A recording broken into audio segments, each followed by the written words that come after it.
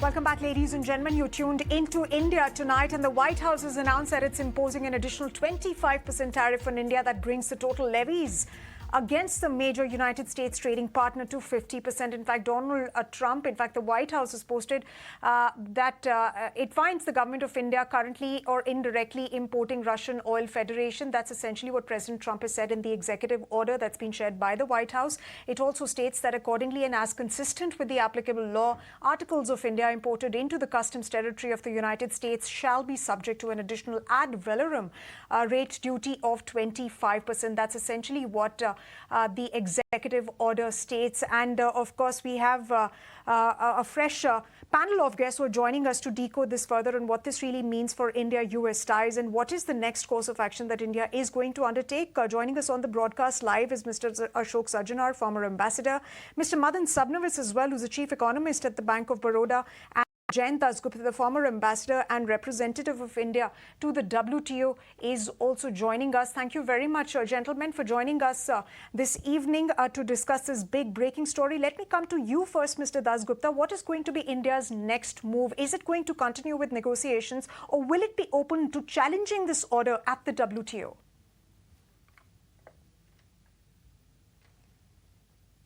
WTO is out of the question because the US since 2019 has made the WTO appellate body dysfunctional. Hence, the dispute settlement body can't offer any redress to any grievances of violations or not, abiding by the commitments made at the WTO. So that is out.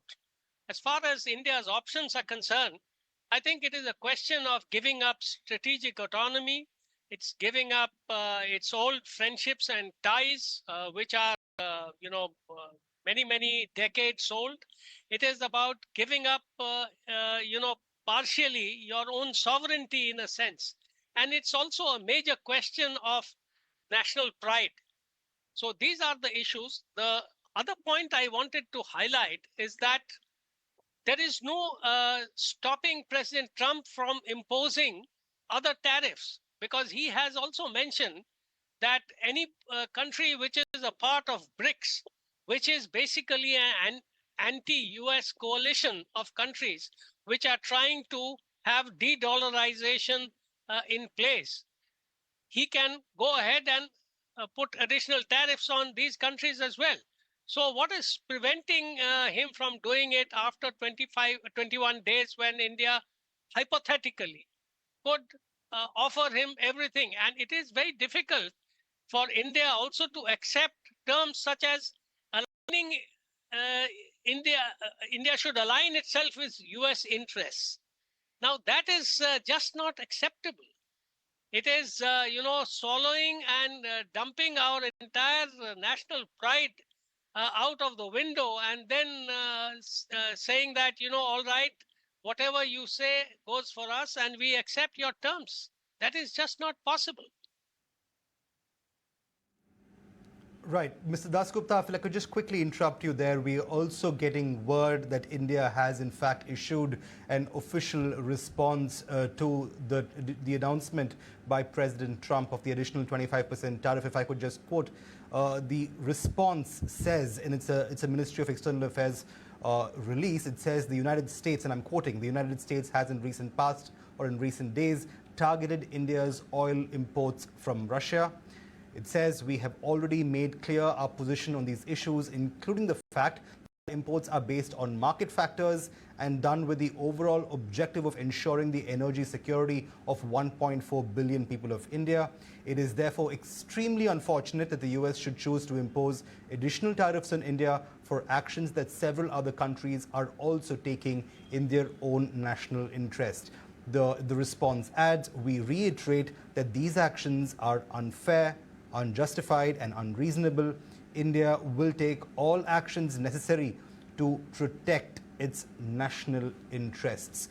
So it's absolutely clear at this point in time that India seems to be digging its heels deep, choosing to prioritize its own national interests, and rightly so, even calling out the US for singling India out specifically, even despite the fact that other countries have gone about looking at their own national interests, even from an economic standpoint. And if I could get Mr. Sabnavis in at this point in time, economically, Mr. Sabnavis, what do you make of the Indian response? Nothing too surprising there. India reiterating its stance that it will continue to look out for its own interest insofar as any sort of trade and economic stances are concerned. Do you feel it is the right response purely from an economic standpoint that India is taking at this time with regard to the threat of additional tariffs, Mr. Sabnavis? Economic standpoint, it makes a lot of sense. Forget, even if we keep things like sovereignty aside, I think it makes a lot of sense because every country imports from other countries, other nations, where you get a best possible deal. Now, if you're getting the same kind of deal from the US or any other country, I'm sure India would also have done the same thing of looking at those particular sources.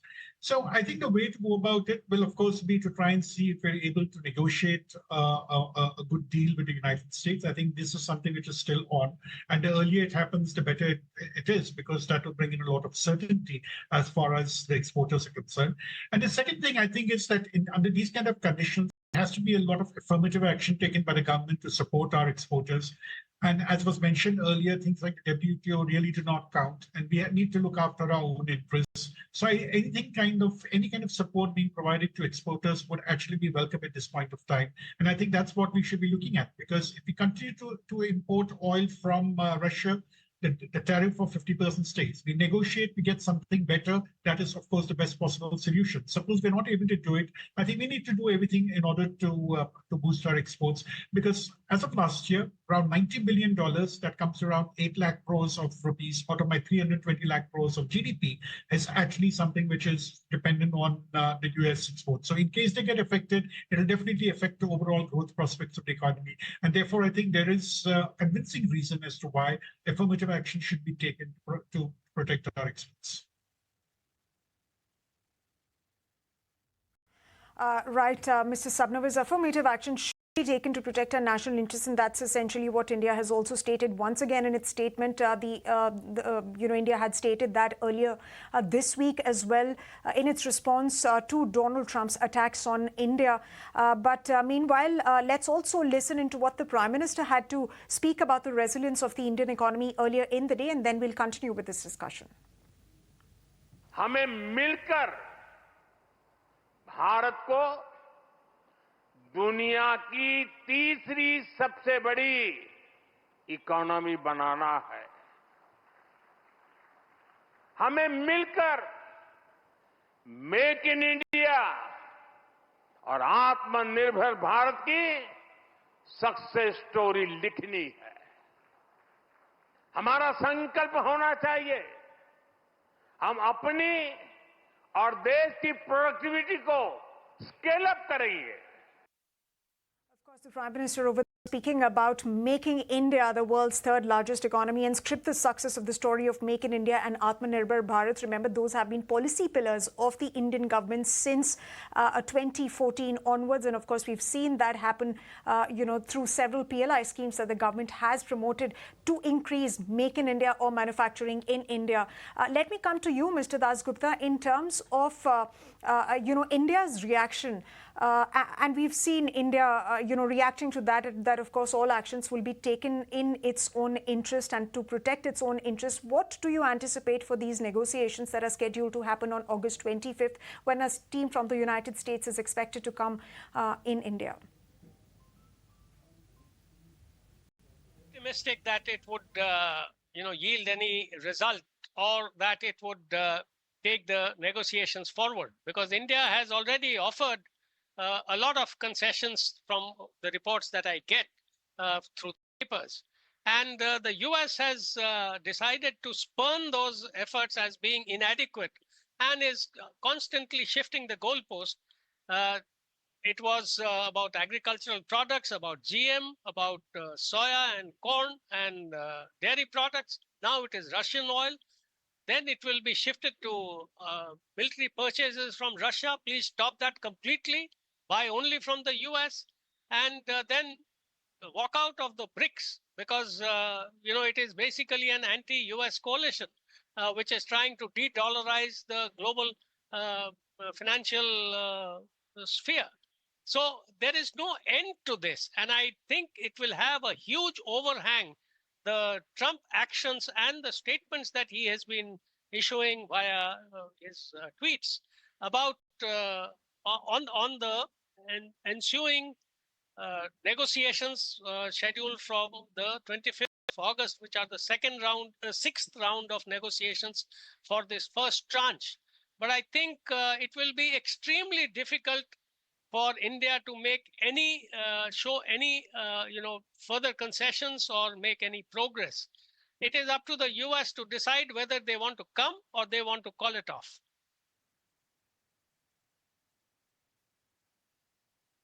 Right. We're also being joined by Ashok Sajanar, former Indian ambassador. Ambassador Sajanar, thanks so much for joining us on the broadcast.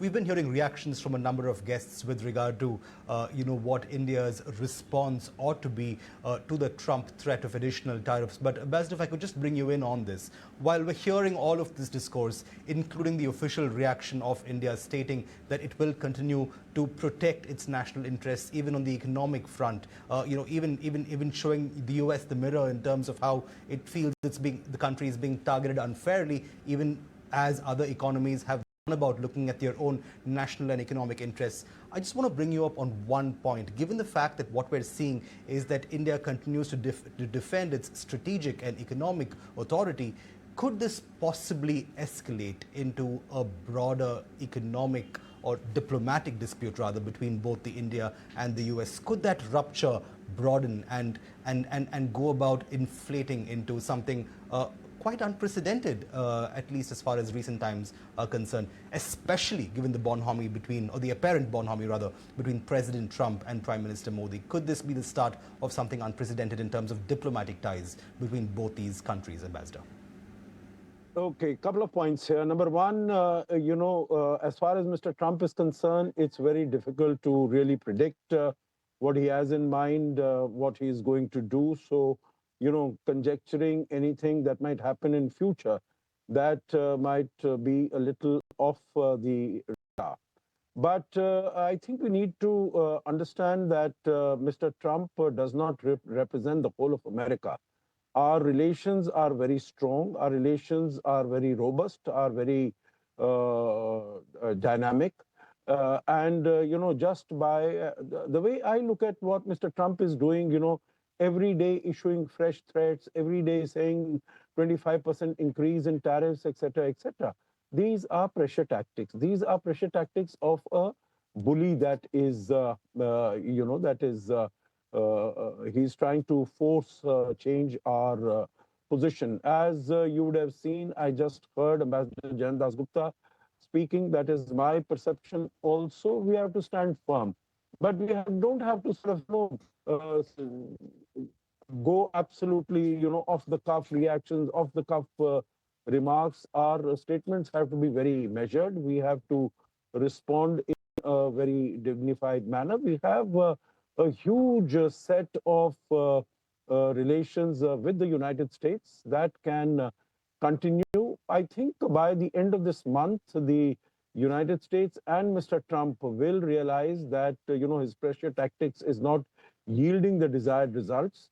And I think we will come back on an even level in terms of our discussions and negotiations, because it is, there are other countries. China is buying much more oil. China is buying much more LNG, much more gas from Russia. But Mr. Trump is going on China. So I think we have to just stand firm and go ahead with this, not buckle under the pressure that Mr. Trump is applying on. He is trying to do this also, I think, mostly for domestic reasons. Number one, he is desperate that Mr. Putin changes his stance, his position on the Russia-Ukraine conflict, comes to the negotiating table, and that, will help him to, again, project that he's been able to get a peace deal there. He's been able to get peace between the two countries, and he's a fit candidate for Nobel Peace Prize. The other is remove the attention of his MAGA base from the Epstein files. So many domestic aspects, many personal aspects also involved there. So I think we just have to stand firm and negotiate normally. The ball is very much in America's court because we have done all that we could. You would remember that even when Prime Minister Modi went in good faith in February, we had removed the tariffs on wines, etc., that is of interest to the United States, other items, because we were acting in good faith. But this is, if Trump thinks that he can browbeat India, I think he's sadly mistaken. We were, America could not browbeat India when we did not have this capacity and this capability. Today, we are $4 trillion economy, fourth largest. So I think there is a huge difference. And this seems to be the emerging consensus in the country and also the leadership that we have to stand firm against Trump's threats. Absolutely, Ambassador Sajjanar, and that's also reflected in some corporate reactions that we're getting at the moment. Mr. Harsh Goenka has tweeted, and I quote, "You can tariff our exports, but not our sovereignty. Raise your tariffs, we'll raise our resolve, find better alternatives, and build self-reliance. India bows to no one." So that's a strong message that's coming out of, one of the leaders of corporate India. That's also been, the sense that we're getting from various voices over the past few days, ever since India-US ties have sort of gotten deteriorated over Trump's remarks on India's oil purchase and, of course, on its decisions related to its strategic autonomy. Let me come to you, Mr. Sahai. Now, we were speaking earlier, and we were speaking about the fact, offline, in fact, that how exporters could now look at newer geographies to expand their trade. In fact, you also put in a request with the Indian government to conclude the current FTAs that are currently in negotiation, whether it's with the European Union, and of course you're looking at diversifying to other geographies. But is that going to be a near-term measure that you're expecting, and what are you expecting from the government in terms of a fiscal incentive or support? If you look into the tariff differential, our tariff differential with most of our competing countries currently is in the range of 30 to 35%. And that kind of differential is not possible to be absorbed by the industry. The unfortunate part is the difference is so wide that even if we approach the government, their resources will be stretched. So I think we should be ready that for some time, if this continues, we have to take a hit. The good part is that 45% of my export, which is under Section 232, this 25% additional tariff has not been imposed. It has not been imposed on the product which are not under the tariff, including pharma, smartphone, nor on the product which are at 50% tariff, like steel, aluminum, and copper. But 55% of my export will be impacted. I expect that 15 to 20 billion may continue, but we have to be ready that some of that may have to diversify to the new market, and in some of the segment, probably we have to absorb into the domestic market. The problem is that you cannot change your market overnight. There will be some time which is involved into that. The exporters are bullish about the market where India has recently signed the FTA. They are also looking into UK in a big way. We are also concentrating for EU because the government is expected to sign the early harvest. So these are the markets which we are definitely looking at. But at the same time, I think that since the government is engaged in the negotiation, we still have some window before this tariff comes into operation. We should be constructively engaged, but at the same time, we should be firm where it is non-negotiable. We should not look into that. And I entirely agree with the government. It is the national interest which should prevail in all these negotiations. Right. Well, on that note, we have to slip into a very short break, but let me request all our guests to keep staying with us. On the other side, we'll get back to the discussion on what India's approach should be in the face of the Trump of additional tariffs. Keep watching, keep staying tuned. We're slipping into a short break, and we'll be back shortly.